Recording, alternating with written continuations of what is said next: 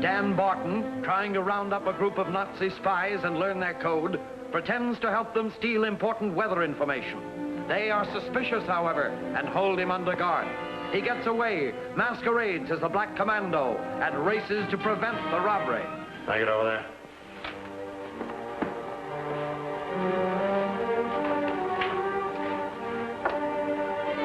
Calling interceptor command. Calling interceptor command. Japanese plane nest on Magical Island. Japanese plane nest on Magical Island. Wing commander at Slade Field. Hurry.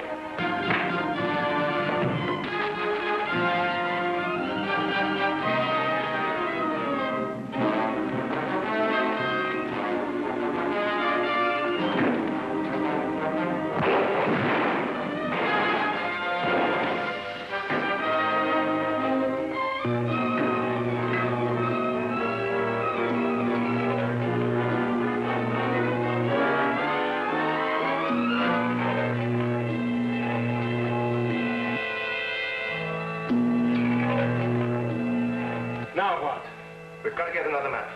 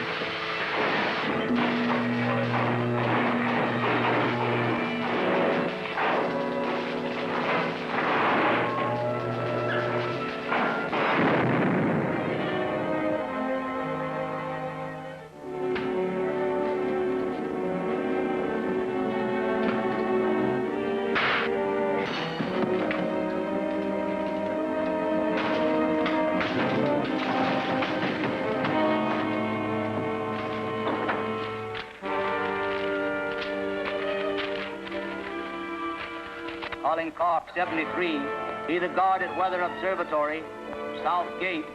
Hurry. Without the map, these are useless. Let's get out of here.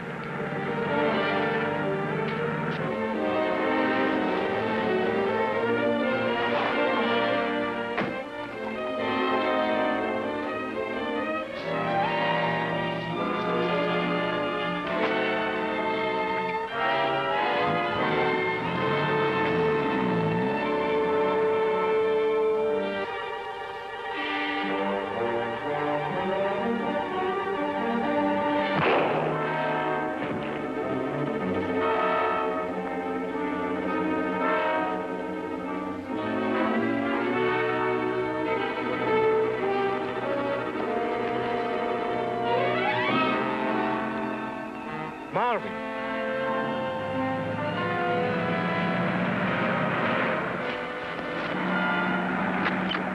You want to shake that police car, take the left fork. At least we got that commando.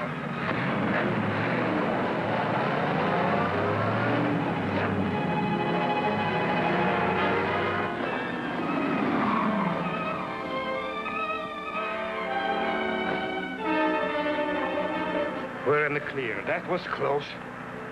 Slow down, Tyson. These mountain roads are dangerous. It's none of my business, but was the commando anyone you knew? Marvin. Marvin? Oh, well, that explains it. Explains what?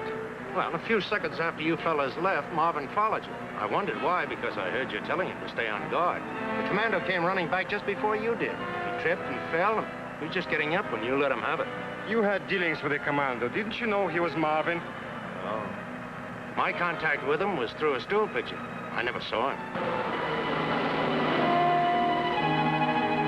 Is there any other way out of here? Looks like we're gonna have a nice long walk. Hey, how about taking these cuffs off? You know, it's gonna be no cinch getting out of here on foot. These hills are full of rangers.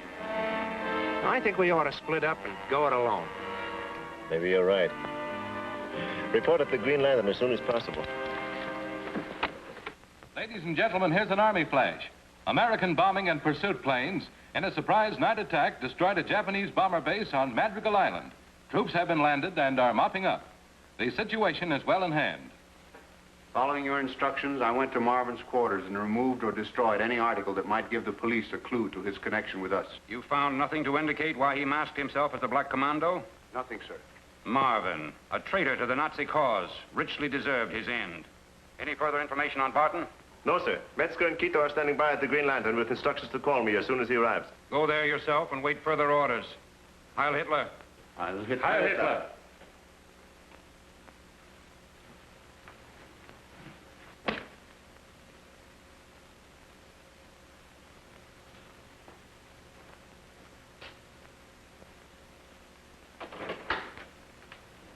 Oh, hello, Jensen. What can I do for you? I just wanted to tell you about the new flash bulbs I've stocked. Oh, go right ahead, miss. I can wait. Come on, Sarge, be a dear and tell the chief I'm here, will you? Oh, dear, she says. I'd be a dead duck if I busted in on the chief and those investigators. While you were looking for Dan Barton, did you find any evidence to connect him with the Black Commando? Black Commando? I thought he was bumped off and identified as a Nazi spy. Just answer the question, please. No, sir, I found no such evidence.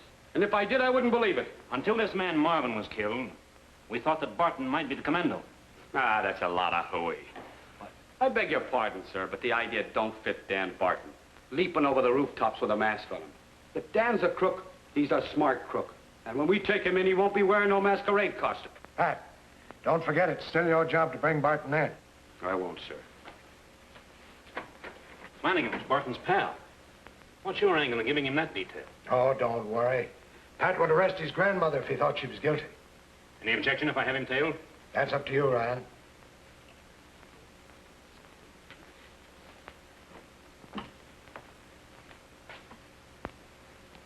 What in the world's the matter with you, Pat? The cat got your tongue? Well, why won't you tell me anything?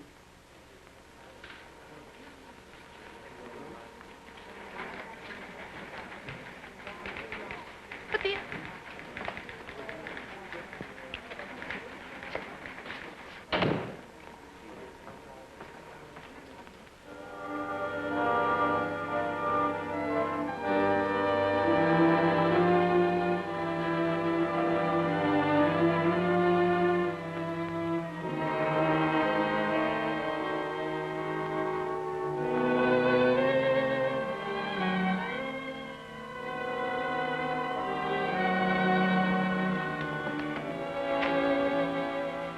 Glad I am to see you. You gave me a bad 10 minutes this morning. Till we got the flash that it was Marvin found dead in that commando suit. What happened to you? No time to tell you now. I just came up to put on another one of those commando outfits. Give it up, Danny. I just come from a long session in the chief's office with Ryan and Hogan. They're getting pretty suspicious. They asked me a lot of questions. I guess you didn't give them the right answers. Hogan told you here. Don't look now. Dan, give up this crazy idea before you get yourself killed. No dice, Pat. I'm in this for keeps. What happens to me doesn't matter if I can nab the leader and crack the secret code. Come on, stop looking like a crepe hanger. Get out of here and lead Hogan away. Try to make friends with him. It's better to have those boys on your side than against you. Oh, you've hurt yourself. Oh, no. I'm just rehearsing my limp. Gotta make my act look good when I get back to the bookshop. What took you so long? A couple of rangers chased me. I hid in some rocks and lost them. And I slipped and almost broke my leg. Took me hours to make my way through town. The streets are full of cops. Come upstairs and tell your story to the leader.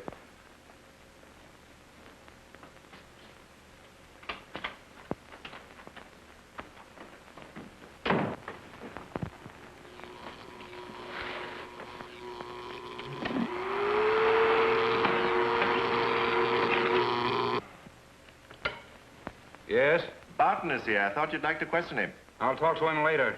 Keep him there. I've just had bad news from our submarine. Refueling ship sunk by U.S. destroyer. Must have oil supply. We are helpless if attacked. Contact Stahl immediately. I'll call him right away.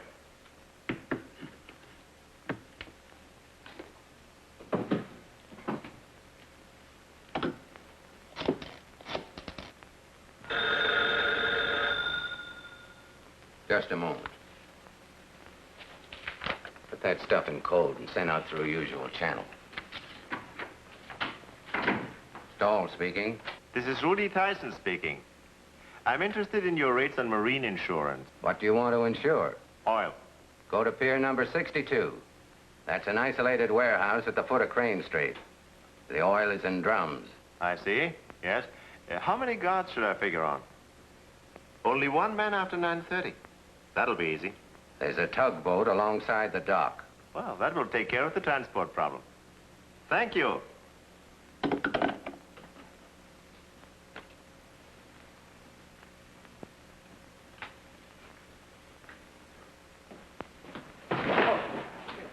Oh, I'm sorry. My bad leg gave away. I guess I won't be able to go along with you boys. You wouldn't go in any event. You are not leaving this place until the leader orders you to do so. Oh, I suppose if I were to try it, the Japanese Sandman would sprinkle dream dust in my eyes.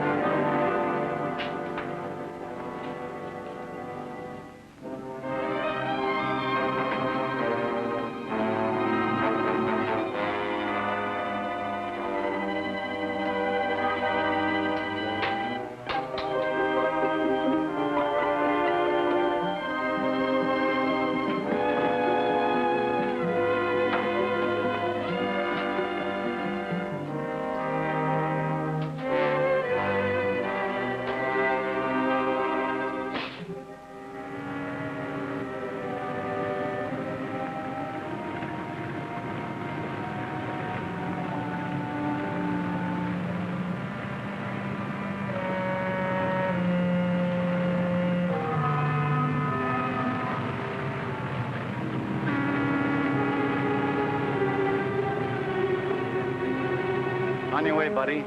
No one's allowed on this dock. Federal inspection. I got a pass.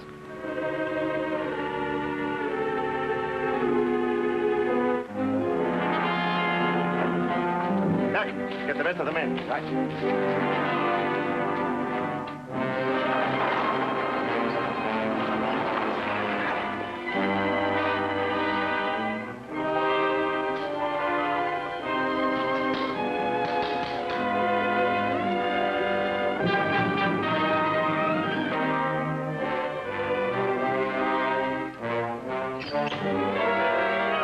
All right, start rolling.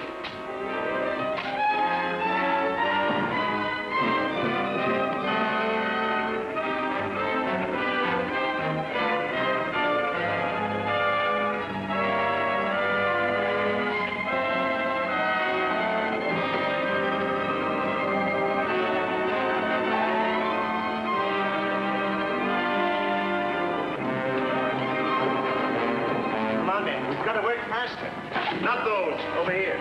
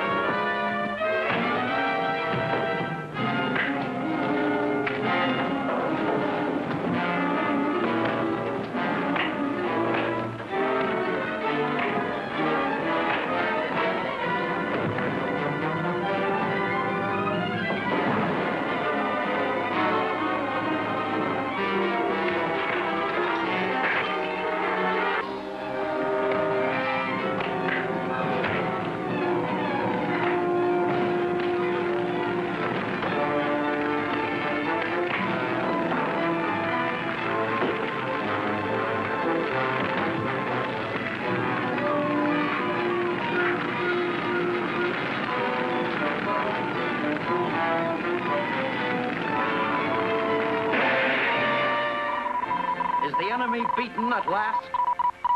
And now we take you to the office of Major Henry Burton, U.S. Army Intelligence. Hello, folks. Well, today I'm going to show you one of the most interesting ciphers we ever had to solve. Spies have often hidden their secret messages in a cigarette, but this is the first time we ever intercepted one in a package of matches. It was a good idea if it had worked, for upon capture, the spy could easily have burned the evidence. And after a little study, we were able to decode the message.